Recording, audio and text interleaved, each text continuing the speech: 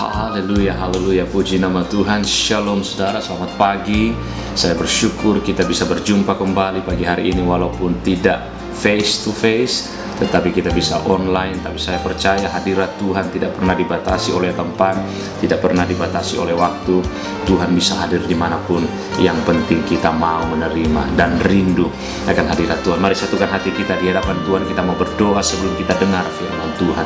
Bapa Surgawi, kami bersyukur kami bisa kembali merayakan Tuhan Friday, Good Friday, Jumat Agung hari ini, memperingati kematian Tuhan.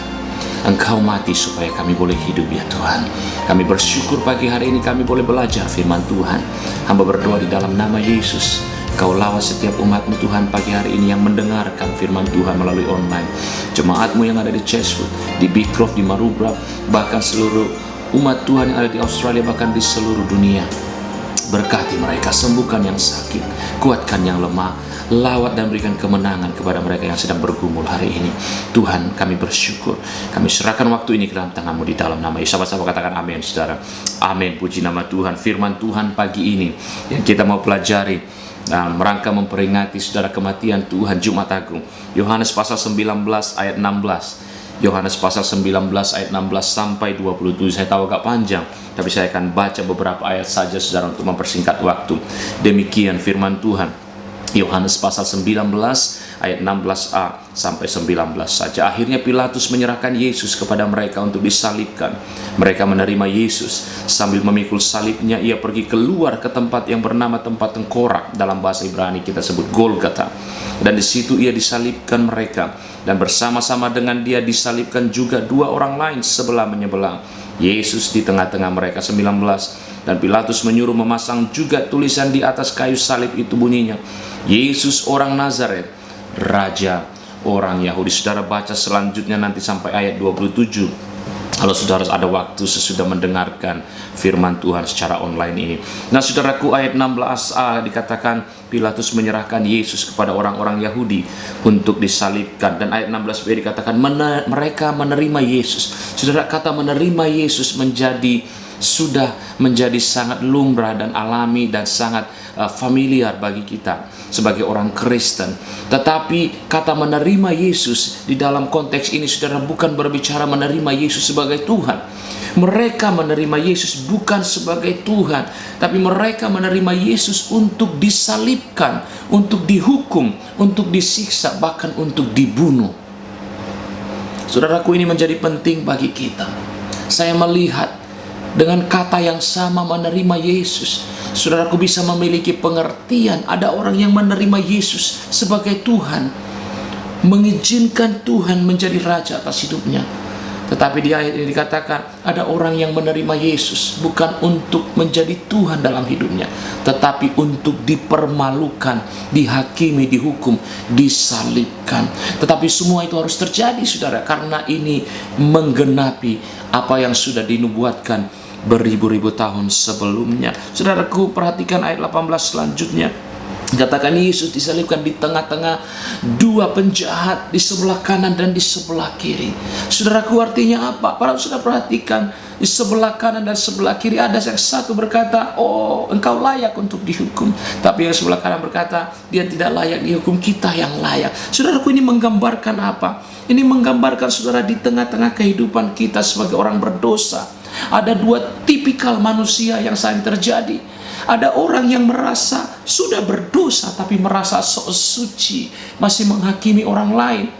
Tetapi ada juga orang yang berdosa dan menyadari kesalahannya, dan dia membuka diri kepada Tuhan untuk diselamatkan.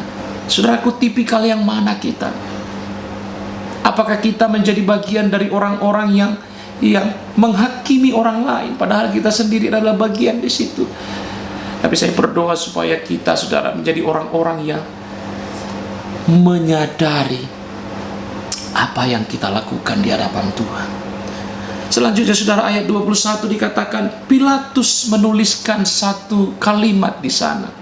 Dikatakan Yesus adalah Raja orang Yahudi. Ada hal yang menarik, saudara, yang saya perhatikan di sana. Ketika orang-orang mulai komplain, dan bertanya kepada Pilatus, kenapa engkau menuliskan seperti itu? Bukankah engkau raja orang Yahudi?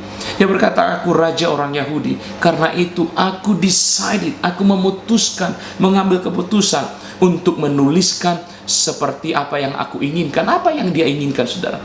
Dia menuliskan Yesus raja orang Yahudi. Sekali lagi, kita tidak tahu apa yang menjadi motif. Apakah Pilatus menuliskan itu sebagai pengakuan dia personally, saudara?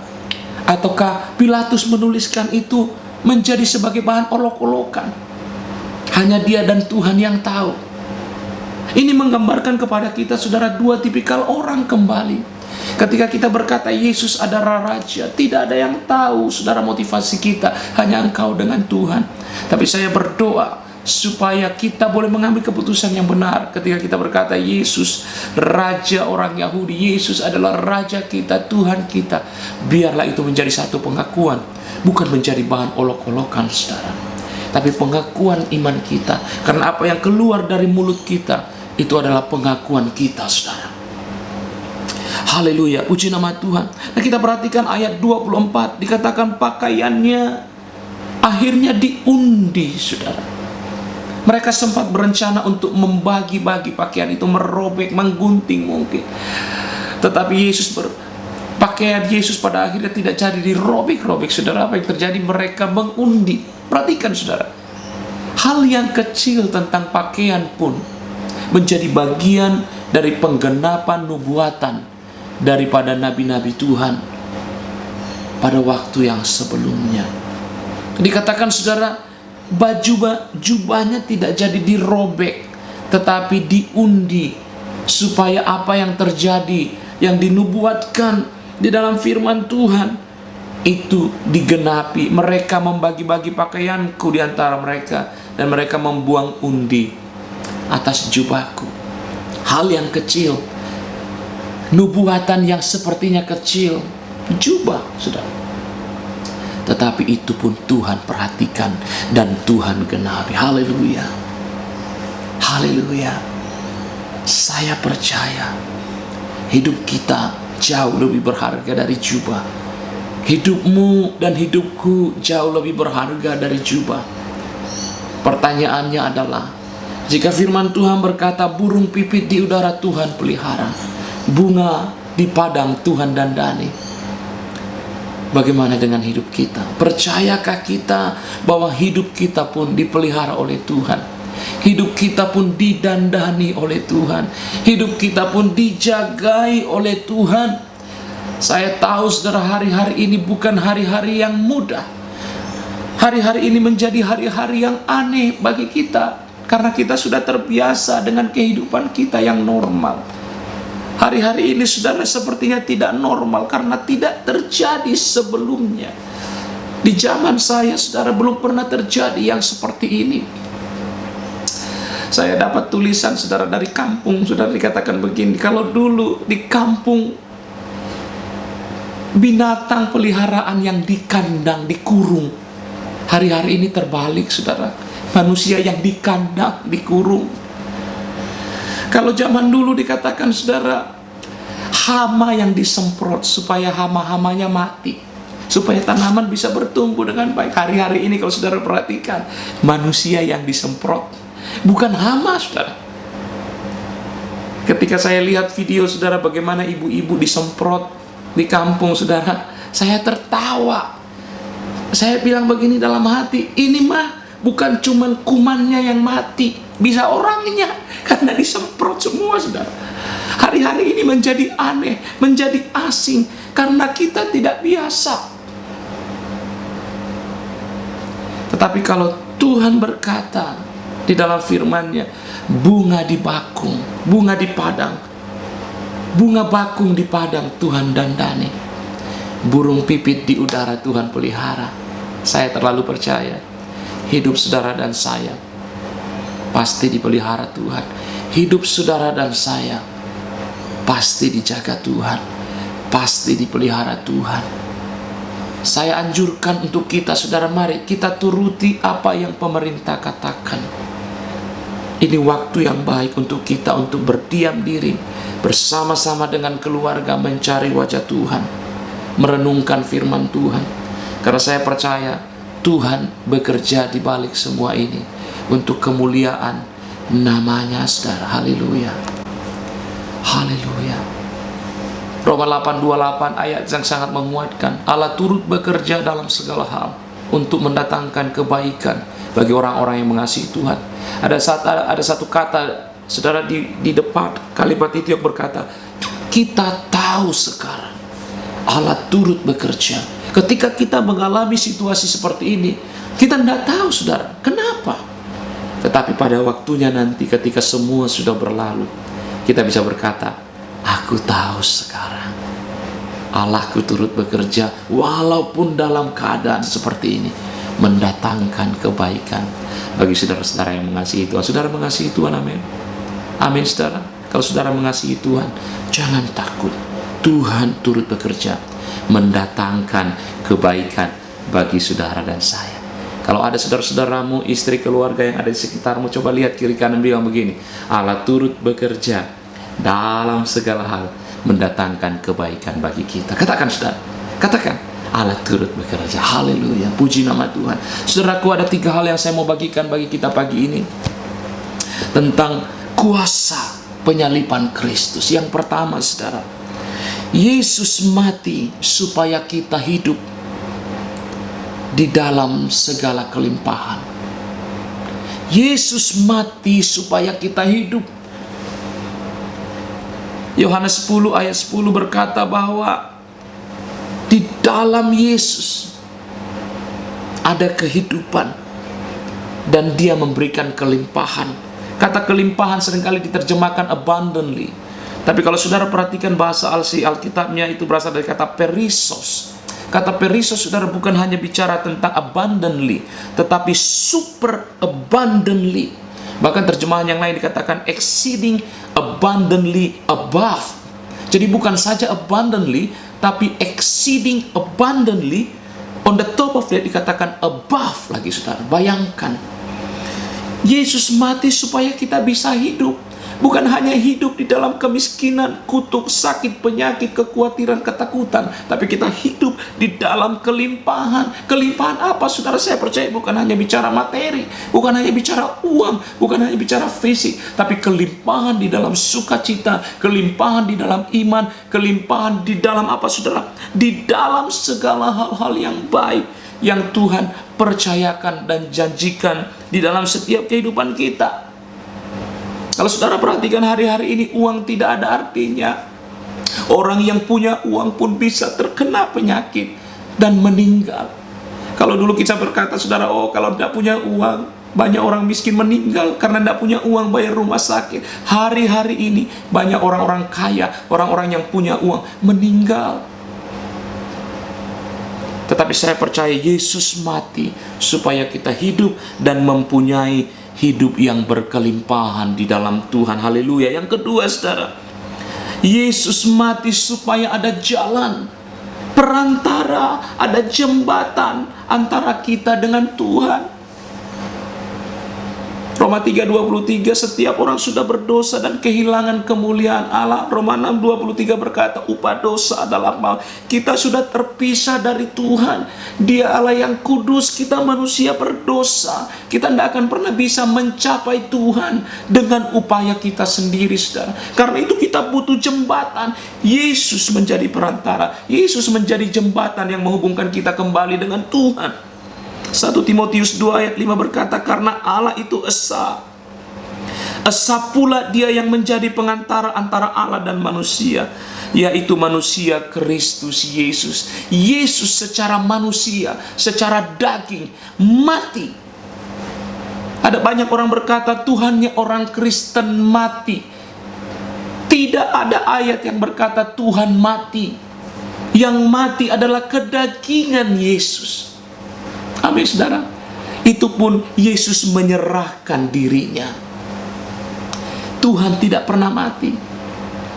Tapi kedagingan, tubuh jasmani, fisikal Yesus harus menjadi korban, saudara. Supaya ada perantara yang kudus yang menghubungkan manusia dengan Tuhan. Sekali lagi, saudara, keselamatan tidak bisa dibeli dengan uang. harta, uang. Saya lihat banyak di internet, saudara. Saya tidak tahu di daerah mana secara pastinya, saya tidak mau sebutkan daerahnya, negaranya. Tapi uang bertebaran di jalan, uang bertebaran di jalan. Artinya apa? Kita membutuhkan uang, uang perlu. Karena tanpa uang, susah bagi kita untuk beraktivitas sekarang hari-hari ini, saudara. Tetapi uang tidak akan menjamin engkau, tidak akan pernah bisa membeli keselamatan yang Tuhan berikan. Engkau tidak akan pernah bisa menyogok supaya engkau bisa datang kepada Tuhan. Yesus satu-satunya jalan dan pengantara. Dikatakan, karena Allah itu esa, Allah itu tunggal, satu. Esa pula, satu pula jalan perantara, yaitu Yesus. Artinya apa? Tidak ada jalan yang lain yang bisa menghubungkan engkau dengan Tuhan kecuali Yesus, saudara. Itu kata firman Tuhan, bukan kata Pastor Tulus. Yang terakhir, Yesus mati supaya kita menerima kehidupan yang kekal. 1 Yohanes 5:20. Yesus anak Allah yang datang mengaruniakan pengertian kepada kita supaya kita mengenal benar kita ada di dalam yang benar, di dalam anaknya Yesus Kristus. Dia adalah Allah yang benar dan hidup yang kekal. Dikatakan, saudara, dia memberikan pengertian. Saya percaya setiap orang yang memiliki pengertian tentang Tuhan, dia akan memperoleh kehidupan yang kekal.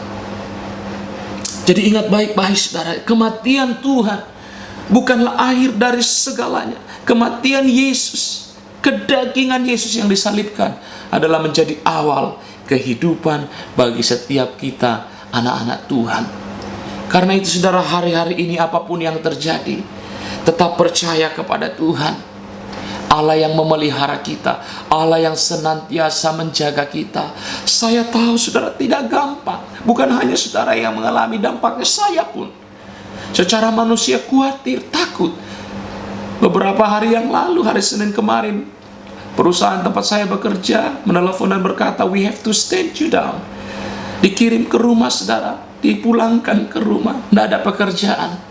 Secara manusia, sebagai suami, sebagai bapak yang mempunyai 3 anak kecil, kita punya mortgage, kita khawatir.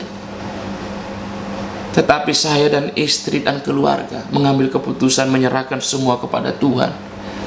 Dan hari-hari ini saya nikmati, saudara, saya bisa bersama dengan anak-anak, memuji Tuhan, menyembah Tuhan, melayani Tuhan, melakukan hal-hal yang berguna yang selama ini saya tidak bisa lakukan. Hari ini, saudara, saya berdoa supaya setiap kita dimanapun berada, biar kita tetap melekat kepada Tuhan. Ingat, ada kuasa di balik penyaliban Kristus. Pejamkan mata, saudara, lipat tanganmu. Kalau engkau bersama istri dan anak-anakmu, mari bergandengan tangan bersama-sama dengan Tuhan. Saya mau berdoa dengan saudara. Bapa Surgawi, berkati pemberitaan firman Tuhan pagi ini. Kami percaya ada kuasa di balik penyaliban Kristus. Melalui perayaan Jumat Agung hari ini, Tuhan, hamba berdoa dalam nama Yesus. Engkau lawat, Engkau jaga umat-Mu, Engkau pelihara mereka. Tuhan, jauhkan dari setiap sakit penyakit, kekhawatiran, ketakutan. Hamba berdoa dalam nama Yesus, biar diangkat. Biar sukacita dari Tuhan, damai sejahtera dari Tuhan memenuhi hati dan kehidupan umat-Mu. Di dalam nama Yesus, Bapak Ibu Saudara sama-sama katakan dengan saya, amin.